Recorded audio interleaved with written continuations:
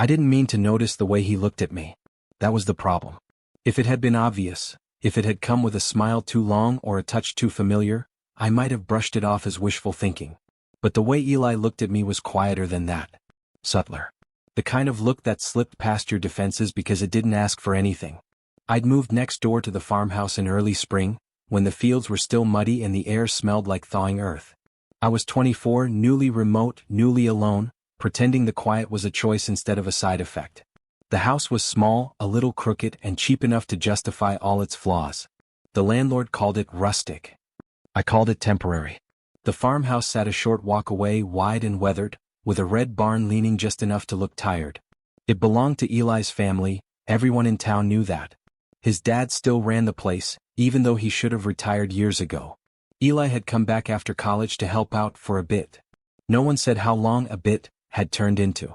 I met Eli officially when my fence post collapsed into the tall grass one afternoon. I was struggling with it, sweating and swearing under my breath, when a shadow fell across the ground. "Those things fight back," a voice said, amused. I looked up, squinting into the sun, and that's when I saw him properly for the first time. He wasn't polished. He wasn't trying to be impressive. He looked like someone who belonged where he stood. Boots dusty, sleeves rolled, forearms marked with old scrapes and one thin white scar that caught the light. He helped without asking. Took the post from my hands, showed me the angle, the patience required. Our shoulders brushed once, accidentally, and he stepped back like he'd crossed an invisible line. "I'm Eli," he said. "From the farm." "I know," I replied, then immediately felt stupid. Yeah, I'm next door." He smiled at that. Not wide. Just enough. After that, we fell into an easy rhythm. Waves across the field. Short conversations by the fence. Nods that meant more than they should have. I noticed things I hadn't planned to notice, the way he listened with his whole body, the way he always gave people space like he was careful not to crowd them. And the looks. They came when he thought I wasn't paying attention. When I laughed at something small. When I talked about my work, my plans, my not plans. His eyes would linger, thoughtful, like he was weighing something he hadn't decided to carry yet. I told myself it was nothing. The night everything shifted started as an errand. I'd borrowed a heavy fence post driver from him earlier in the week and forgotten to return it. The sky was already turning soft and gold when I loaded it into my trunk and drove over. The farmhouse looked different at dusk, quieter, more guarded. Lights glowed behind the windows, but the place felt closed in on itself, like it was holding its breath. I knocked. Eli's dad answered. He was taller than I expected, posture rigid, eyes sharp. He took in the tool in my hands, then my face like he was cataloging me. "Eli's busy," he said flatly. "Oh," I replied, caught off guard. "I just came to drop this off." He took it from me without stepping aside. No invitation. No small talk. "I'll make sure he gets it," he said. The door closed before I could respond. I stood there longer than I should have, staring at the wood grain where his face had been. The air felt heavier. Embarrassment crept up my neck, followed by something colder, confusion maybe, or warning. I turned back toward my car, gravel crunching under my shoes. That's when I saw Eli. He stood off to the side of the house, near the barn, half in shadow. He looked like he'd been there a while. Our eyes met across the distance, and for a moment, neither of us moved. He lifted a hand, stopped halfway, then let it drop. His expression shifted. Apology, frustration, something else he didn't have words for. I raised my hand anyway. He nodded once, small and tight, like he was thanking me for something I hadn't agreed to yet. I drove home with my chest buzzing, replaying the scene over and over. The closed door. Eli's look. The space between them. Later that night, I sat on my back steps, the field dark and humming with insects. I wondered what it meant to be welcome somewhere. I wondered what it meant to be seen. My phone buzzed. "Sorry about earlier," Eli had texted. I didn't know he'd answer. I stared at the message for a long moment before typing back. "It's okay." Pause. "Then it's not really?" I didn't reply right away. I watched the farmhouse instead, its lights steady against the dark. Somewhere inside there were rules I didn't know yet. Another message came through. "Can I come by? Just for a minute." I hesitated, heart picking up speed. The night felt different now, charged, expectant, like it was leaning toward something. "Yeah," I typed. "Come over." As I stood to open the door, I didn't know what would happen next. I only knew that the way he'd looked at me earlier hadn't been accidental. And that whatever tonight held, it wouldn't leave us unchanged. When Eli knocked, it was softer than I expected. Not hesitant, just careful. Like he wasn't sure how much space he was allowed to take up here. I opened the door and for a second we just stood there, the porch light catching the dust on his boots, the tension between us thick enough to feel. He looked different outside the farmhouse. Less guarded. Still solid, still grounded, but quieter somehow, like he'd stepped into a place where he could loosen his grip. "Hey," he said. "Hey." I stepped aside and he came in, glancing around my small living room as if he were memorizing it. The house smelled faintly of coffee and clean laundry. Nothing impressive. Just mine. "Sorry if this is weird," he said, rubbing the back of his neck. "I just didn't want to leave things like that." "I'm glad you came," I said. And I meant it. We sat on opposite ends of the couch at first, distance maintained out of habit more than desire. The quiet pressed in, but it wasn't uncomfortable. It was loaded. Every small movement felt amplified, the way he leaned forward, elbows on his knees, the way I crossed and uncrossed my ankles, suddenly too aware of my body. "I should have warned you about my dad," Eli said finally. "He's protective. Of the farm. Of me. Of boundaries," I offered. He smiled at that, but it didn't quite reach his eyes. "Yeah. That." Silence again. Outside, the field whispered with night sounds. I noticed how close his knee was to mine now, though I wasn't sure who had shifted first. "I don't think you did anything wrong," I said. "If that helps." He looked at me, then really looked like he was checking to see if I was telling the truth. "It does." The power flickered a few minutes later, just a brief stutter, then darkness. I laughed softly. "Guess that's my cue to light candles." "I've got a lantern in my truck," he said immediately, already standing. "Hold on." When he came back, rain had started to fall, light at first, then heavier. He set the lantern on the coffee table, its glow warm and steady, filling the room with moving shadows. "Storm rolled in fast," he said. "Road's already slick." "You can stay until it passes," I said without thinking. He hesitated, then nodded. "Okay." We sat closer now, drawn in by the small circle of light. Our shoulders brushed. Neither of us moved away. He rolled up his sleeves, the fabric whispering against his arms. The scar on his forearm caught the lantern light again. I found myself wondering how many stories lived on his skin. "Does it ever feel like," he started, then stopped. "Like what?" He exhaled slowly. "Like you're standing too close to something you're not supposed to touch." The question hung between us. "Yes," I said quietly. "Lately, yeah." His jaw tightened, then relaxed. "Good. I mean, sorry? Not good. I thought it was just me." The rain picked up, drumming against the windows. Thunder followed, distant but insistent. Eli flinched before he could stop himself. "Storms?" I asked gently. He shrugged. "They remind me of when my mom got sick. Power went out a lot that year." "Oh," I said, something in my chest shifting. "I'm sorry." He nodded, eyes fixed on the lantern. "It's fine. I just don't like surprises." Without thinking, I reached for the blanket draped over the back of the couch and laid it across both of us. My hand brushed his arm. He stilled, then leaned into the warmth. "Thanks," he murmured. We sat like that, close enough that I could feel the heat from his body, the rise and fall of his breathing. My mind raced, but my body felt strangely calm, like it had been waiting to settle here. At one point, thunder cracked overhead, closer this time. Eli's shoulder pressed fully against mine. I didn't comment. I didn't tease. I just stayed. "Can I ask you something?" he said after a while. "Anything." "Why did you move out here?" I smiled faintly.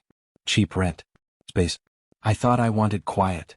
And I think I was running from noise I didn't know how to deal with." He nodded, understanding flickering across his face. "Yeah, that makes sense." Our knees touched. Stayed touching. Too close to be nothing, a voice in my head whispered again. The storm dragged on, unhurried. Eventually Eli checked his phone and sighed. "It's late." "You don't have to drive back in this," I said. "You can crash here. Couch pulls out." He looked torn, eyes flicking toward the door like it might call him back. "Are you sure?" "Yeah." Another beat. Then, "Okay." We unfolded the couch together, hands brushing, bodies navigating the small space. When it was done, we stood there awkwardly, neither sure what the next move was. "I'll grab extra pillows," I said. When I came back, he was already sitting, shoes off, posture careful. I handed him a pillow and our fingers lingered. "Night," he said softly. "Night." We lay down, a careful distance between us, lantern dimmed but still glowing. I stared at the ceiling, acutely aware of him beside me, of the way his breathing eventually slowed, evened out. Just before sleep took me, I felt him shift closer, not touching, but near enough that the space between us felt intentional. Too close to be nothing. And too real to ignore. I woke before he did. The house was quiet in that early morning way that made every sound feel deliberate. The soft hum of the refrigerator, the distant call of a bird outside, the slow, even rhythm of Eli's breathing beside me. I didn't move at first. He lay on his back, one arm flung above his head, the blanket twisted around his waist. In the pale light slipping through the curtains, his face looked younger, softer, like sleep had taken the edge off the careful control he carried when he was awake. For a moment, I let myself feel it fully, the weight of his presence, the strangeness of sharing this space, the quiet intimacy of it. Nothing had happened.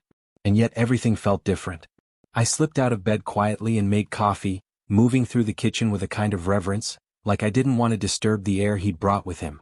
When he finally appeared in the doorway, hair rumpled, eyes still heavy with sleep, something in my chest tightened.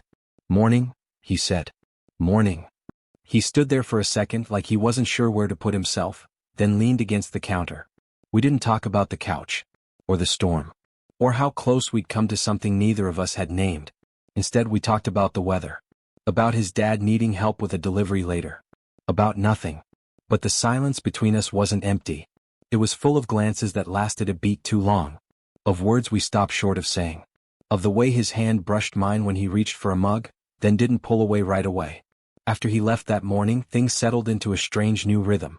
We didn't avoid each other, but we didn't push either. We worked alongside each other, shared meals, fixed things that didn't really need fixing. Sometimes we talked easily, laughter slipping out like it always had.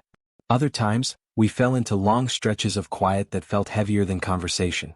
It was in one of those quiet moments that something finally gave. We were sitting on the edge of the field one evening, watching the sun dip low, the sky bruised with color. Eli had his elbows on his knees, hands clasped loosely, gaze fixed on the horizon. "You ever feel like you're disappointing people just by being yourself?" he asked suddenly. The question caught me off guard. "Yeah," I said after a moment. "More than I'd like to admit." He nodded, jaw tight. "My dad's got this idea of who I'm supposed to be, what I'm supposed to want, and I keep trying to fit into it because it's easier than breaking it." "And does it work?" I asked. He huffed a quiet laugh. "No. But it keeps things calm." I thought about the closed door. About the way his dad had looked at me. "Calm isn't the same as okay," I said gently. Eli was quiet for a long time after that. The wind moved through the grass, a low, steady sound. When he finally spoke, his voice was rougher. "I don't know how to want things out loud," he said. "I don't know how to choose them when they don't fit." Something in me ached at the honesty of it. I turned slightly toward him. "You don't have to know all at once." He glanced at me, eyes searching, vulnerable in a way I hadn't seen before. "What if knowing changes everything?" "It usually does," I said. "But sometimes that's the point." The silence that followed felt different. Less guarded. Like a door had cracked open, letting something fragile breathe.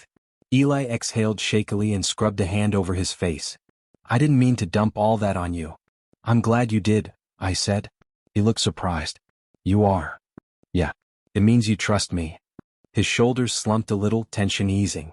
"I think I do." Without thinking, I reached out and placed my hand over his, where it rested on his knee. The touch was tentative, giving him space to pull away. He didn't. Instead, his fingers curled slightly under mine, grounding, real. He stared at our hands like he couldn't quite believe they were there. Neither of us spoke.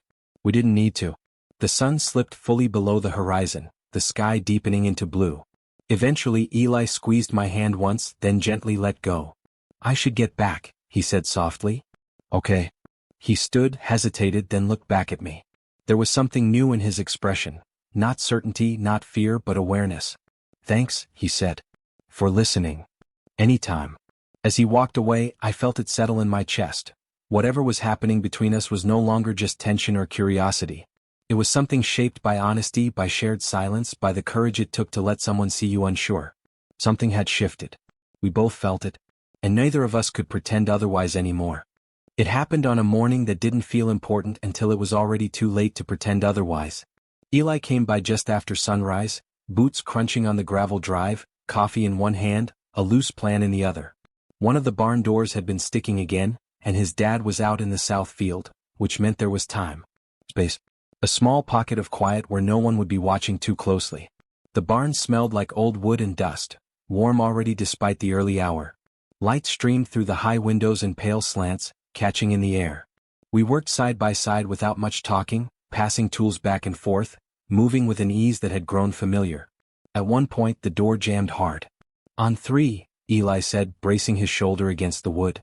I mirrored him without thinking. 1, 2. We pushed together. The door groaned, then gave way suddenly, swinging loose. Eli stumbled back with a startled laugh, momentum carrying him off balance. I reached for him. My hand landed flat against his chest. We froze. I felt everything in that moment.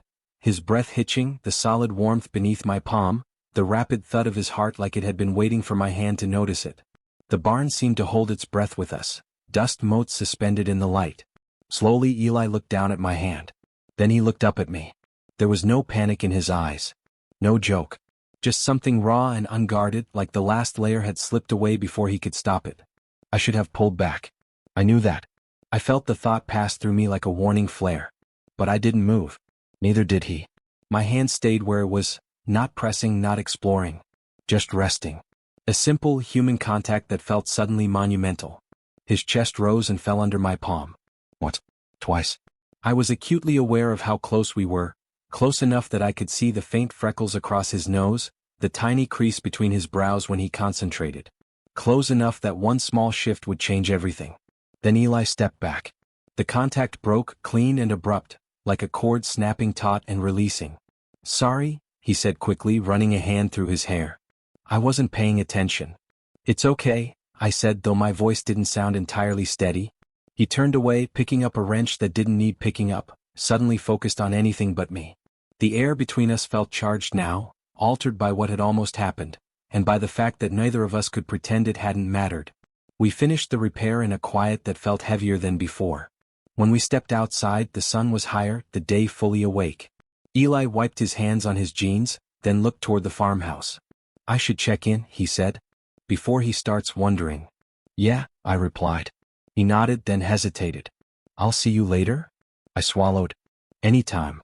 He walked away without looking back this time, shoulders tense, pace a little too fast. I stood there long after he disappeared into the farmhouse, my hand still tingling like it had been branded with the memory of him. That touch stayed. It stayed with me while I tried to work, fingers hovering uselessly over my keyboard. It stayed while I made lunch I didn't eat.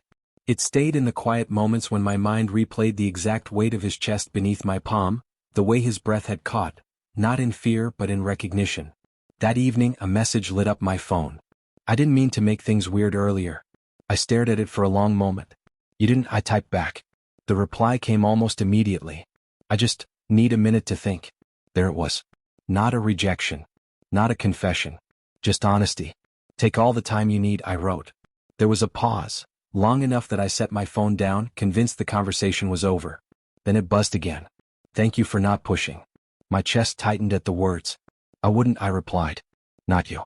Later that night, I lay in bed staring at the ceiling, listening to the distant sounds of the farm settling into darkness. Somewhere out there, Eli was doing the same, thinking, weighing, trying to make sense of something he'd never planned to feel. The touch replayed itself again and again, not as something heated or reckless, but as something grounding. Proof that what lived between us was real enough to feel in the body, not just the imagination. I knew then that even if he pulled back, even if fear won, that moment had already changed us. Because once you feel someone's heart under your hand like that, steady, alive, responding to you, you don't forget it. And neither of us would. The space he asked for wasn't empty. That was the strangest part. Eli didn't disappear. He didn't retreat into silence or excuses. Instead, he stayed present in quieter ways. Texts about the weather, a photo of a crooked fence post that made him think of me, a simple "you okay?" sent late at night like a hand reaching out in the dark. We were circling something now. Carefully. Deliberately.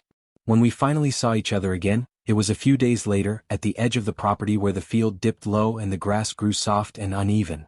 Evening had settled in gently, the air cooling, the sky stretched wide and pale. He stood there with his hands in his pockets, shoulders slightly hunched, like he was bracing for impact. "Hey," he said. "Hey." For a moment we just looked at each other. No one rushed to fill the quiet. It felt earned now, not awkward. "I've been thinking," he said, voice low, "about that morning. About us." My pulse picked up but I stayed still. Me too. He nodded slowly. I keep telling myself it was just a moment. That I'm reading into it. And? I asked. And it doesn't feel like nothing, he admitted. No matter how hard I try to make it. Something loosened in my chest at the honesty of it. I don't think it is nothing, I said. But I also don't think it has to be everything right away. He let out a breath he'd clearly been holding. You always do that. Do what? Make it feel manageable. I smiled faintly. I'm good at small steps. He looked down at the grass then back up at me. His eyes were unguarded now, vulnerable in a way that felt like a gift. What if this is real? He asked quietly. The question wasn't dramatic. It wasn't romanticized. It was careful, almost afraid. I stepped closer, not touching yet, just closing the space enough that he could feel the intention. Then we don't pretend it isn't, I said. We don't rush it. And we don't lie about it, to ourselves at least. His throat worked as he swallowed. My dad. I know, I said gently. And I'm not asking you to choose anything. Not yet. Maybe not ever. He searched my face like he was checking for disappointment, for pressure. Whatever he saw there seemed to ease him. Thank you, he said. For letting it be what it is. He reached out then, slow and deliberate, giving me time to pull away. His hand came to rest lightly against my arm, fingers warm, steady. The touch felt different than before. Less accidental. More intentional. I covered his hand with mine, thumb brushing once over his knuckles. He inhaled sharply, eyes closing for a brief second like he was grounding himself. I've never done this, he said softly. Not like this. Me neither, I admitted. And it was true, not because I hadn't been close to anyone before, but because this felt built on something quieter and deeper than attraction alone. He stepped closer until there was barely any space between us. I could feel his breath warm against my cheek. For a heartbeat I thought he might kiss me. Instead, he leaned forward and rested his forehead against mine. The contact was gentle, reverent. Our foreheads fit together easily like they'd practiced this somewhere else first. I closed my eyes, letting the moment stretch. His breath hitched. I felt it. Felt the tension and the relief tangled together inside him. This feels dangerous, he murmured. It feels honest, I replied. A tear slipped from the corner of his eye, tracing a slow path down his cheek. Without thinking, I lifted my hand and brushed it away with my thumb. He laughed softly, shaky. You're going to ruin me. I smiled just as quiet. We'll survive. He stayed there for a long time, forehead pressed to mine, hands light but certain. No labels. No promises. Just presence. When we finally pulled apart, the sky had darkened, stars beginning to peek through. I should go, he said reluctantly. I know. Before he turned away, he squeezed my hand once. Firm, grounding, real.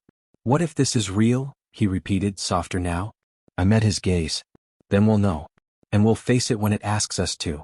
He nodded, something resolute settling into his posture. As he walked back toward the farmhouse, I realized something with quiet clarity. Whatever this was, it had already crossed the line between possibility and truth. And neither of us was pretending anymore. After that night, nothing was labeled, but everything was understood.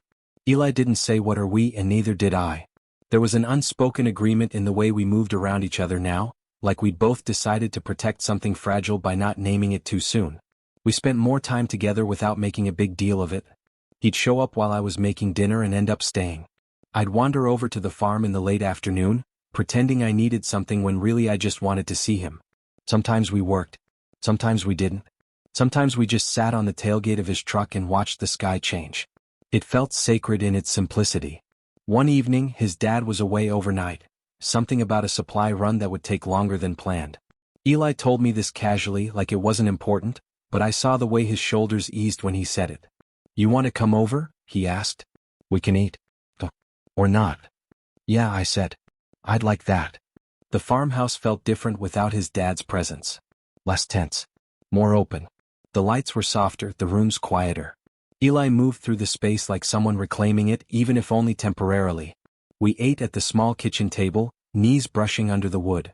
He told me stories about growing up here, about sneaking out at night, about learning to drive on dirt roads, about his mom's laugh and how it used to fill the house. I forgot how much I missed this version of it, he admitted. This place without the pressure. I looked at him, really looked. You deserve spaces that don't ask you to shrink. He smiled at that, a real one this time. So do you. Later we ended up on the couch, a familiar spot now. He sat close enough that our thighs touched, close enough that it felt intentional but unforced. At some point, without comment, he leaned over and rested his head on my shoulder. The gesture was simple, casual even, but it undid me. I stayed very still at first, like I didn't want to scare the moment away. Then I lifted my arm slowly and wrapped it around him, hands settling at his upper arm. He sighed, a quiet, content sound, and relaxed fully into me. "I didn't know I was waiting for this," he said softly. "For what?" I asked, though I already knew. "For it to feel easy. Like I don't have to brace myself." My throat tightened. "You don't." He turned his head slightly, cheek brushing my collarbone. "You make me forget to be careful." I laughed quietly. "Funny. You make me want to be." We sat like that for a long time, the house wrapped around us, the night stretching wide and patient. When he finally shifted, he turned toward me instead of away. Our faces were close, close enough that I could see the questions flickering in his eyes. He glanced at my mouth, then back up, silently asking. I didn't move. I wanted him to choose it. He leaned in slowly, giving me every chance to stop him. Our lips met in a gentle, unhurried kiss, soft, warm, more breath than pressure. It lasted only a few seconds, but it felt like a decision being made. When we pulled back, he rested his forehead against mine, smiling like he couldn't quite believe it. "Okay," he said quietly. "Okay," I echoed. We didn't push past that. We didn't need to. The closeness lingered, settled into something steady and reassuring. We talked afterward, about stupid things, about favorite movies, about nothing important at all. But under it all was the awareness that something had shifted from fragile to rooted. When I left later that night, Eli walked me to the door. He hesitated, then reached for my hand, lacing his fingers with mine openly, without fear. "Stay?" he asked, almost shy. I smiled. "Next time." He nodded, squeezing my hand once before letting go. "I'll hold you to that." Walking home under the stars, I felt lighter than I had in years. Not because everything was solved, but because I wasn't alone in the not knowing anymore. I realized then that waiting didn't always feel like longing. Sometimes, it felt like finally arriving somewhere you hadn't known how to ask for. And this, whatever it was becoming, felt like that. Morning came in slowly, like it didn't want to startle us. I woke to a pale wash of light stretching across the floor, the house quiet except for the distant hum of the farm waking up. For a moment I didn't remember where I was, or rather why it felt different. Then I felt it. Eli's hand was resting near mine, not touching, but close enough that the space between us felt intentional. Like a pause instead of a gap. I turned my head slightly. He was awake already, propped on one elbow, watching me with that familiar, thoughtful expression. The one that always felt like he was seeing more than he said. "Hey," he whispered like the word was fragile. "Hey." We didn't rush to move. We let the morning exist around us, the creak of the house settling, the faint sound of birds outside, the smell of coffee grounds waiting in the kitchen. Eventually Eli sat up and stretched, rolling his shoulders like he was shaking off more than sleep. "My dad won't be back until late," he said. "But we don't have to, stay hidden." The way he said it mattered. Not asking. Not apologizing. Just stating a fact and letting me decide what it meant. "I'm not in a hurry," I replied. He smiled, soft and relieved. "Me neither." We made breakfast together, moving around each other easily, bumping hips, sharing space without flinching. At one point, he reached past me for a mug, his hand settling briefly at my waist to steady himself. The touch was casual. And everything. I looked at him. He met my gaze without pulling away. No fear this time. Just quiet acknowledgement. We ate at the small table by the window, sunlight spilling across the wood. Outside, the field stretched wide and familiar, unchanged by the shift happening inside this room. "I've been thinking," Eli said between bites, "about what comes next." I waited. "I don't have answers," he continued. "About my dad. Or the farm. Or how any of this fits into the life I thought I was supposed to have." I nodded. "That's okay. But I know this," he said, looking at me directly. "I don't want to pretend you're just my neighbor anymore." My chest tightened, not with fear but with something steadier. "I don't want to be just passing through your life," I said. He smiled at that like it matched something he'd been holding inside. "Good." After breakfast we walked the property together. Not sneaking. Not hiding. Just walking. Our hands brushed now and then, tentative but unafraid. When we reached the fence line where we'd first really talked, Eli stopped. "This is where I usually turn back," he said. What if you didn't? I asked. He considered that, then stepped forward, crossing the invisible line he'd drawn for himself years ago. He reached back without looking, fingers finding mine. I took his hand. The simple act felt monumental, not because it was dramatic but because it was chosen. We stood there for a while, saying nothing, letting the future remain unwritten. There was no grand promise, no cinematic declaration. Just two people standing in the morning light, deciding to keep walking together for as long as it made sense. Eventually Eli squeezed my hand. "Whatever this becomes," he said. "Whatever it becomes," I echoed. When I left later that afternoon, it didn't feel like a goodbye. He walked me to my car, leaned against the door while I fumbled for my keys. "Tonight?" he asked. "Tonight," I agreed. He hesitated, then leaned in and pressed a gentle kiss to my cheek, unhurried, unhidden. When he pulled back, his eyes searched mine, checking. I smiled. He smiled back. Driving home, I thought about how none of this had been planned.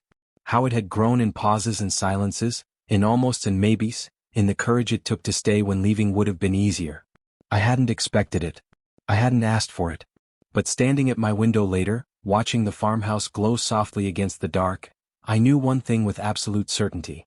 Whatever this became, it was already something I wouldn't undo for anything.